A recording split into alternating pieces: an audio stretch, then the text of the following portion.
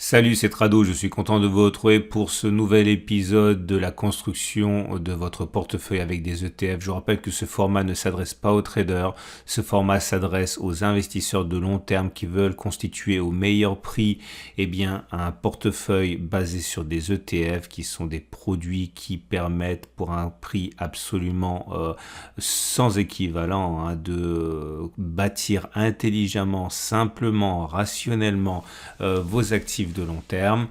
Je vous rappelle que cela repose sur des éléments multiples. Le premier, c'est que on a ici une stratégie de type cœur satellite, c'est-à-dire pour les plus novices d'entre vous, on achète quelque chose de central qui va faire le cœur ou le corps en anglais de votre portefeuille. Il peut s'agir de plusieurs choses, mais en tout cas c'est l'esprit de votre portefeuille. Et ensuite on va compléter avec des poches particulières. Ici dans votre exemple, alors, imaginons que vous achetiez un ETF monde avec 70% de votre capital. Vous allez ensuite compléter avec des valeurs de conviction qui vont dynamiser votre portefeuille, par exemple des économies émergentes, le développement durable, du luxe, ou alors on peut mettre moins que 80%, on peut mettre 70, 60, 90%. L'idée est toujours la même, c'est que vous avez un paquebot qui est votre cœur de portefeuille, qui a un ETF très général, et puis derrière vous allez colorer votre patrimoine avec des choses sectorielles ou de conviction qui vont vous permettre de dynamiser vos avoirs. Voilà. Cela étant dit, je vous rappelle pour terminer que ça repose sur l'accumulation rationnelle, qui est la méthode que j'ai mise en place pour améliorer la stratégie dite de DCA, Dollar Cost Averaging, qui consiste à acheter tous les mois, investir la même chose, la même somme tous les mois. J'ai trouvé qu'on pouvait faire mieux que ça, donc c'est en ce sens qu'il y a des écarts par rapport à la DCA, mais globalement c'est le même principe, celui d'une accumulation progressive, mais au lieu de le faire à intervalles fixes, on le fait sur des niveaux intéressants. Et puisqu'il s'agit d'un format cœur de portefeuille, on va commencer par le SP500. Il est très fréquent de mettre le SP500 en cœur de portefeuille, c'est-à-dire en position centrale, le paquebot de votre portefeuille ETF. Et on arrive à une situation clé. Regardez cette oblique, cette oblique descendante en fait qui a accompagné la décrue du SP500 depuis ses plus hauts, le 4 janvier 2022, donc il y a un an. Je vous rappelle, et c'est très intéressant, qu'on a perdu jusqu'à 27%, on en est à moins 17% par rapport au plus haut, ou si vous préférez, il faudrait faire encore 21% pour revenir sur les sommets. Et il est clair que un examen rapide à ce qui s'est passé les dernières fois où on est venu se heurter à cette oblique amène à s'interroger sur la semaine prochaine. Mais en tout cas, l'avantage de l'accumulation rationnelle, c'est qu'on s'en fiche. C'est pas une zone d'accumulation rationnelle de toute manière. La prochaine zone d'accumulation rationnelle, on le sait, on en a parlé, c'est la zone des 39,00, 37,00. Si on y va, on achètera tout simplement comme on achetait déjà lorsqu'on était sur le support hebdomadaire des 35,80, 34,80. Donc à ce niveau, encore une fois, aucune hésitation de ma part. La tendance de long terme, alors c'est ça qui est intéressant parce que c'est un moyenne mobile à 200 jours et vous voyez, on est en train de batailler avec elle. Alors ça peut prendre un petit peu de retard à l'allumage, le passage de la M200, mais pour l'instant, vous voyez que autant le premier renvoi a été clair, autant les deux suivants ont été un petit peu plus retardés dans le temps, mais il faudrait surtout pas penser, et c'est l'idée, que le passage de cette M200 soit définitif pour l'instant. Donc la tendance de long terme, on va dire qu'elle est simplement neutre parce qu'on est au-dessus de la M200, mais celle-ci descend toujours. Et la tendance de fond, elle est haussière puisqu'on est au-dessus de la M50 qui monte. On observe que les bougies Aiki-Nashi indiquent que c'est haussier, puisque vous avez des bougies qui sont vertes, surtout des bougies vertes sans mèche basse. Autrement dit, il est plus plausible que l'on continue de monter plutôt que l'on ait fait les plus bas. Et pour terminer, vous remarquerez, mais ça je l'ai déjà dit, qu'on est bien au-dessus de la zone d'accumulation rationnelle. Il faudrait descendre encore de 4 à 8% pour y être, donc pas d'urgence, de toute manière, je le répète aussi, on a déjà eu l'occasion d'accumuler précédemment, donc il n'y a pas le feu, si vous me passez l'expression. Alors maintenant, si vous voulez passer à l'acte et acheter du SP500 pour mettre dans votre portefeuille, bien tout simplement, vous pouvez prendre le sélecteur d'ETF de Trade Republic, mon partenaire, vous tapez 500, généralement il vous sort directement le SP500, vous avez beaucoup de choix, des SP500 à distribution, c'est-à-dire qui vous ramènent des revenus tous les ans ou 2 fois par an, vous avez également par accumulation. Ok, alors là vous avez trouvé, je sais pas moi, Mundi, Vanguard, iShares, bon les plus gros de toute manière, quasiment tous les distributeurs d'ETF ont du SP500. Vous en avez également un qui est éligible au PEA, même si c'est pas européen, alors c'est le ESE1 là, si ma mémoire est bonne. Non, je raconte des bêtises, c'est celui-là, voilà. Et bon, ça donne pareil, les valeurs sont différentes parce que chacun a une façon particulière de donner une valeur à ses ETF, mais voilà, on n'est pas sur zone d'accumulation rationnelle. On le sera à 17,5, 17 euros sur cet ETF, mais pour l'instant, voilà où on en est sur cet ETF SP500 éligible au PEA. On passe tout de suite à la suite et on pense évidemment au Nasdaq. Alors le Nasdaq, il faut savoir que c'est quand même pas ce qu'on met le plus souvent en cœur de portefeuille. Généralement, on le met plutôt en satellite, mais il arrive qu'on le mette en cœur de portefeuille parce qu'il est très dynamique et sur la durée, c'est-à-dire sur plusieurs décennies, c'est quand même une façon assez intéressante de dynamiser son portefeuille. En tout cas, vous l'aurez remarqué, on est en train de sortir de la zone d'accumulation rationnelle. Bon, malheureusement, si vous y prenez maintenant, vous y prenez quand même 10% au-dessus des plus bas qui ont été atteints le 27 décembre. Non, quand même pas, 8%. On peut considérer globalement qu'on est sur une zone d'accumulation rationnelle. On le sera bien sûr davantage en cas d'accès de faiblesse. Là aussi, si vous êtes des habitués du format, il n'y a pas non plus matière à se précipiter. Vous avez déjà accumulé préalablement, normalement, dans la zone d'accumulation rationnelle. Maintenant, si vous n'avez pas encore débuté et que vous commencez juste maintenant, je comprends que vous puissiez accumuler dès maintenant. Mais il ne faut pas se leurrer. La tendance de long terme demeure baissière et également la tendance de fond qui, bon, c'est pas vraiment baissier, c'est plutôt neutre, puisque vous voyez, c'est plat comme ça. Mais les choses pourraient changer avec le passage au-dessus de la M50 depuis 3 périodes. Les bougies Aiki-Nashi indiquent clairement que pour l'instant, il y a du vrai mieux, puisque ce sont des bougies vertes et surtout des bougies vertes sans mèche basse. Autrement dit, il est plus plausible que l'on continue de monter plutôt que l'on ait fait les plus hauts sur le Nasdaq. On passe... Ah non, d'abord, donc si vous voulez acheter du Nasdaq pour mettre sur votre compte titre, comme d'habitude, vous pouvez vous référer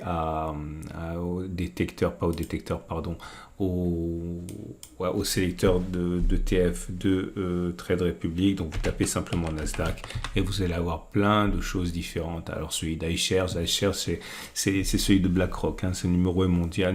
Alors distribution, accumulation, même avec du levier si vous voulez. Si vous préférez du français, vous avez du Amundi, vous avez du Lyxor, bref, vous avez beaucoup de choix dans la décision de mettre du Nasdaq dans votre portefeuille. Et on va passer donc à l'Eurostoxx.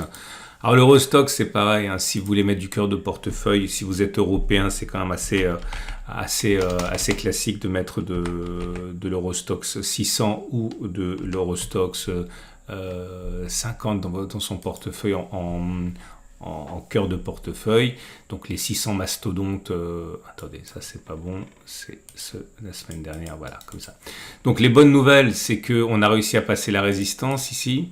La mauvaise nouvelle, c'est que ça monte vite, très très vite. On a fait un mini throwback sur la zone. Si on l'a cassé, on l'a retesté, on est reparti.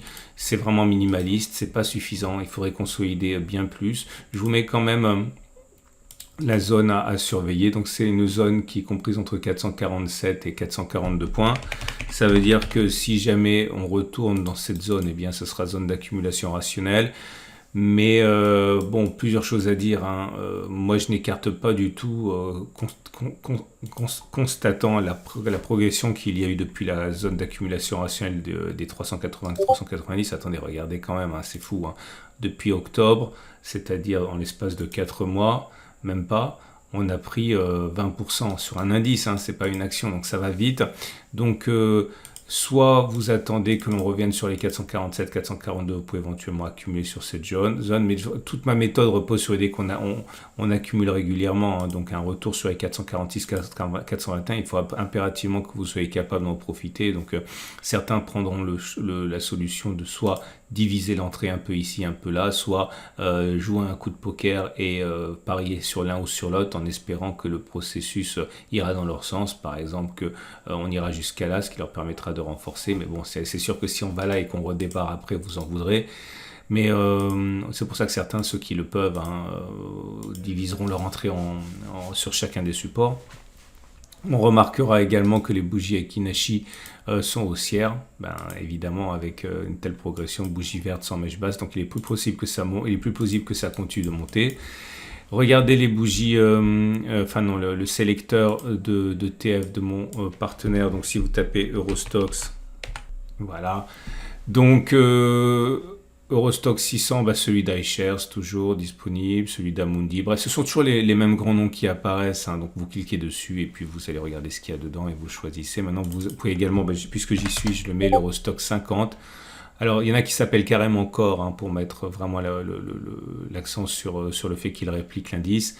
Et si vous regardez l'Eurostoxx 50, c'est pareil, hein, ça va vite, ça va très très vite. Et je vais vous le prouver. Alors, attendez, Stoxx 50. Et on a passé une zone de résistance, là aussi. C'est la résistance hebdomadaire des 40, 30, 39, 00. Ça va très très vite là aussi. On peut se demander jusqu'où ça va monter, mais il me semble quand même plausible que l'on revienne sur cette zone. Ça sera zone d'accumulation rationnelle du coup. Tendance de long terme haussière, tendance de fond haussière.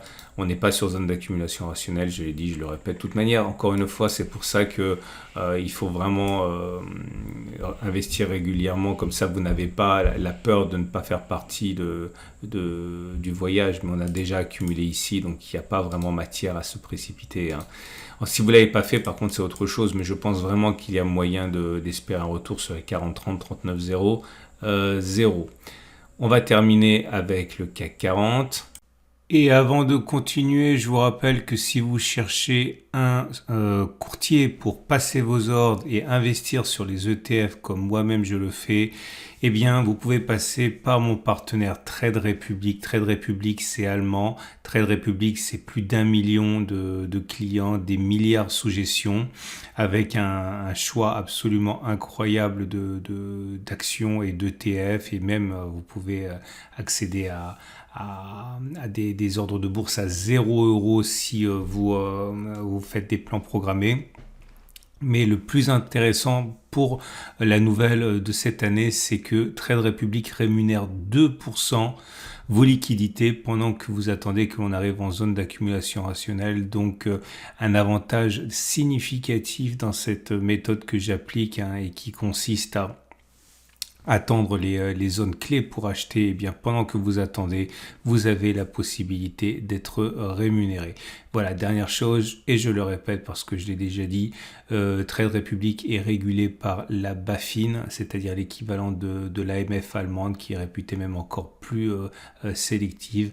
Bref, c'est mon sponsor. N'hésitez pas à cliquer sur le lien en dessous et découvrir l'offre exceptionnelle, hein, que vous propose Trade Republic. Et on passe au CAC 40 qui est dans une forme étincelante. Hein. Nous sommes au-dessus de la M200, au-dessus de la M50, donc la tendance de fond et la tendance de long terme sont toutes les deux haussières. Les bougies Ekinashi montrent qu'il n'y a pas de raison de penser que la fin soit proche, hein, sur un régime de grandes bougies vertes sans mèche basse, donc c'est toujours positif. La prochaine zone d'accumulation rationnelle pour moi serait le retour sur la zone grise, la résistance hebdomadaire des 66,87, 66, 20, 68, 24. Hein. Et bien sûr, hein, si vous voulez accumuler avec des ETF, vous pouvez aller taper CAC 40 dans le dans le sélecteur de TF et vous allez trouver eh bien, plein de choses. Hein, et vous avez de la distribution. Xtracker, c'est le numéro 1 allemand. Je crois que c'est le numéro 1. Enfin bon, c'est un géant allemand. Accumulation avec Amundi. Et il y en a d'autres. Il y a aussi des choses qui sont plus spécialisées, hein, notamment avec des effets de levier. Regardez, hein, non, on ne le voit pas ici. Mais c'est une gamme assez importante, hein, de différentes actions. Et on va terminer avec la simplicité même. Si vous voulez investir avec un seul ETF monde, vous pouvez le faire. Alors je vais vous montrer, c'est ici. Vous avez par exemple l'Ixor Core World pour changer. Je vous montre surtout l'Amundi et le Lixor parce que c'est les plus connus, mais en France, je veux dire, on n'est plus sur zone d'accumulation rationnelle, malheureusement. Hein. Mais par contre, on voit qu'on est en dessous de la M200 et de la M50, donc on est toujours sur un régime plutôt bas, hein, de performance. Hein. La tendance de long terme et la tendance de fond sont toujours baissières. Ça se négocie pour l'instant 11%, 12% en dessous des précédents plus hauts, enfin des sommets récents de janvier 2022. On n'est plus sur zone d'accumulation rationnelle. Hein. La zone d'accumulation rationnelle, c'est 12,5, zone sur laquelle vous avez déjà probablement accumulé avant. Il faut savoir que beaucoup utilisent les ETF monde pour être investis dans toutes les entreprises, quelles qu'elles soient dans le monde. Mais il faut savoir également que selon les ETF, vous allez avoir d'une part une surreprésentation des entreprises américaines plus ou moins forte, hein, puisque voilà, c'est les plus grandes entreprises et c'est par rapport à leur poids très souvent. Et donc, les entreprises américaines sont surreprésentées. Parfois même, il n'y a pas d'entreprises émergentes. Donc faites attention dans la recherche de vos ETF. Mais en tout cas, on retiendra surtout que c'est pas mal. On a rebondi depuis la précédente zone d'accumulation rationnelle de 4%. Les bougies Ekinashi montrent qu'il n'y a pas de raison de penser que ce soit terminé. On est sur des bougies vertes sans mèche basse, même si c'est pas très très long. Mais je le dis une dernière fois, on n'est pas sur zone d'accumulation rationnelle au moment où je vous parle. Voilà. Je vous souhaite une excellente journée, un bon week-end. Si vous avez aimé ce format, eh bien, vous pouvez bien sûr vous abonner à ma chaîne YouTube. Les mises à jour, c'est une fois par semaine pour les ETF cœur de portefeuille comme celui-là. Une fois toutes les 2 semaines pour les ETF satellites. Hein. Donc, si vous voulez dynamiser vos avoirs avec des ETF sur l'eau, sur la Chine, sur les émergents, sur la sécurité informatique, sur le vieillissement de la population, sur ce que vous voulez. Vous avez déjà pas mal de formats qui ont été mis en ligne. Vous pouvez les retrouver. Hein. Bien sûr, les graphes ne seront pas les mêmes, mais les zones d'accumulation rationnelle restent identiques. Je vous souhaite une excellente journée. Et si vous voulez visiter mon partenaire Trade Republic, vous avez un lien juste en dessous de ma vidéo. Là, c'est un partenaire, un sponsor, donc n'hésitez pas à découvrir ce qu'il vous propose. À très vite pour une mise à jour.